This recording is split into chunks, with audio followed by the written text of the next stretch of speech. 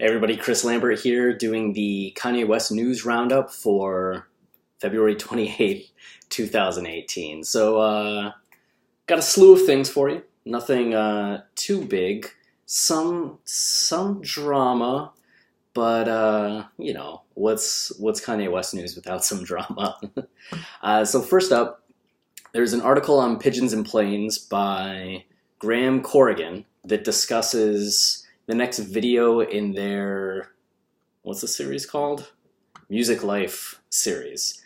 And they're interviewing John McGuire from TrasK. And he talks about bringing staging to life in performances. And John McGuire worked with Kanye on Saint Pablo, worked with Travis Scott with the Bird's Eye View tour, both of which had some pretty insane and iconic imagery. So this is a short video, 3.5 minutes, where John talks about what he sees with staging and what he thinks is important. He gets into some details about the Pablo tour, probably not as much as we as Kanye fans would hope to see or want to see, but the details are fascinating. And it just makes me want to sit down with John and be like, tell me this, tell me this, tell me this, tell me this. So maybe one day we'll get his story. Next up, an article from The Knot, as I just got engaged and am currently involved in all the wedding stuff. The Knot has been showing up in my life way more often than I thought it would. So seeing it show up with Kanye West news was synchronous? There's some word there that I am saying completely wrong. But the article's Kim Kardashian knew Kanye West was the one based on his sleeping habits. And this is by Joyce Chen. And it says that on a recent panel session at the Create and Cultivate Summit in Los Angeles, Kim said, "I sleep with the heat on, 80 degrees and socks in a robe every single night," which somebody that sleeps in 70 degrees, no socks, and fans blowing, like, whoa. The first night I slept at Kanye's house, I won't say the date because I'll get in trouble, but years and years ago, he slept with the heat on and socks, and I was like, oh my god, I met my soulmate. Which, that's adorable. I like that a lot. There was a cool Reddit post by Anas Newman, I think that's how you say it. It said, "I just found out the full meaning of we weren't supposed to make it past 25 on We Don't Care in Saint Pablo." And it says, "Tupac and Biggie are both legendary rappers who died. They are both Geminis. They both died in their cars. They both died at 24, 25. Kanye is a legendary rapper. He is a Gemini. He almost died in his car in a fatal crash. He was 25 when it happened. Mind blown." That is some added layers of context where, like, that line just sounds cool standalone. But as we talked about in the other video, that knowing Kanye adds way more depth to his lyrics and causes us to appreciate more, not just his samples, not just his lyrics, but just the art itself. This is one of those rewards. Like, that's nuanced. That's cool. Somebody else had posted a SoundCloud link to a song from 6 years ago called Line for Line that showed up on SoundCloud, and it's featuring Kanye.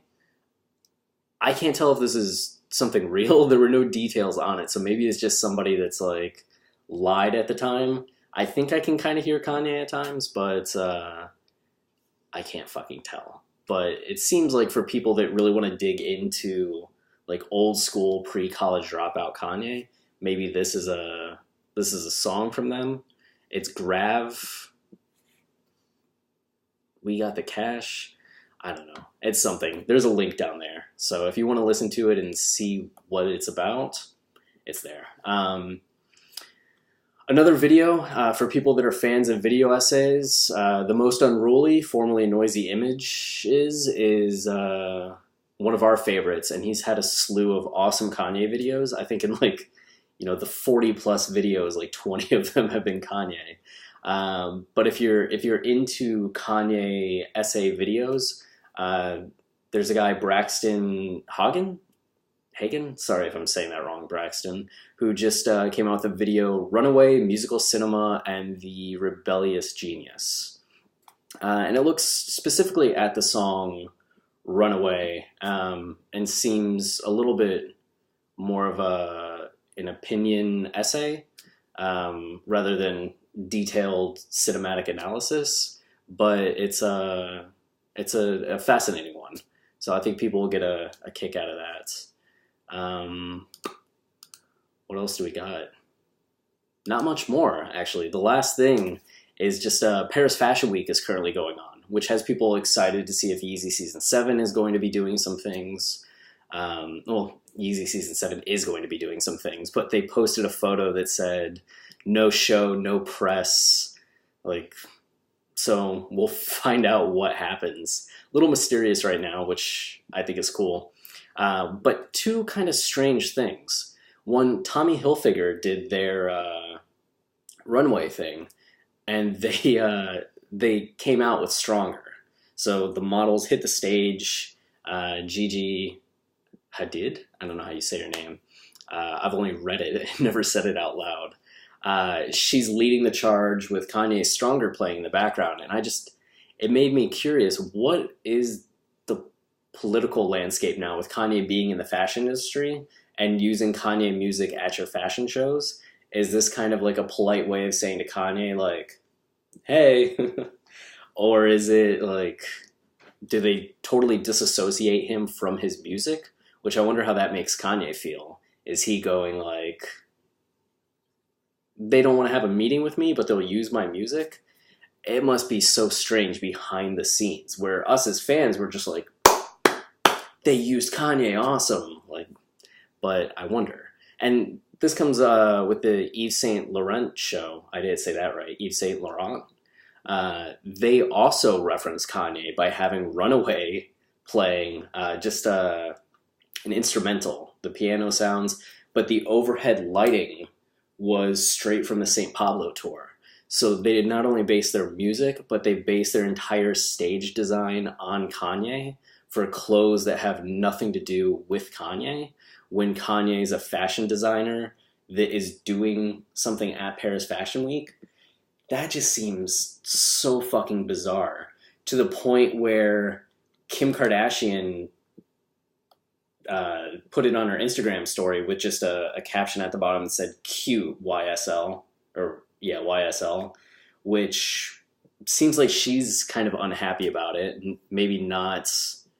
I think that would lend to the idea that Eve didn't approach Kanye and okay it with him. Is this like a compliment? Like, hey, we respect you. We respect the things that you do. This is homage to you.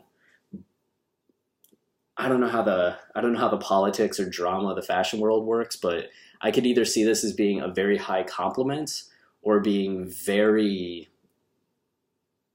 weird.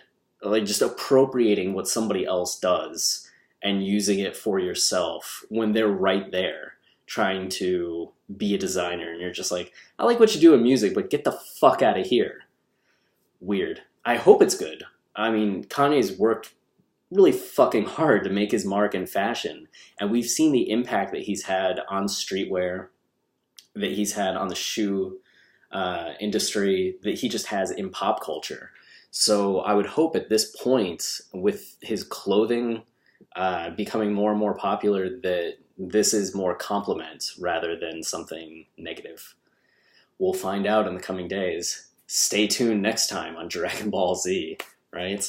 I think that's it. So, hey, if you like these, if you are watching this and haven't listened to our podcast, who are you?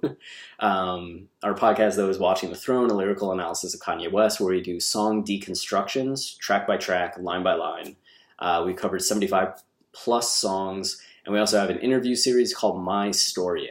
If you want to tell your story, you can do so by coming onto the podcast, or you can make a video like I have somewhere on this channel, where you just answer some questions to the camera, way more low-key, and but would love to have your story, publish it, and yeah. If you have any questions about Kanye, chris@filmcolossus.com is my email. And if you want to support us, you can follow us here, like, subscribe, all that dumb stuff. You can follow us on Twitter @Kanye Podcast. You can leave a review on iTunes. That's very helpful. Or you can support us on Patreon, which is just Patreon/Kanye Podcast. That's all I got. And I always have this awkward moment where I have to find the video settings. Okay. Keep it wavy, stay loopy. Until next time.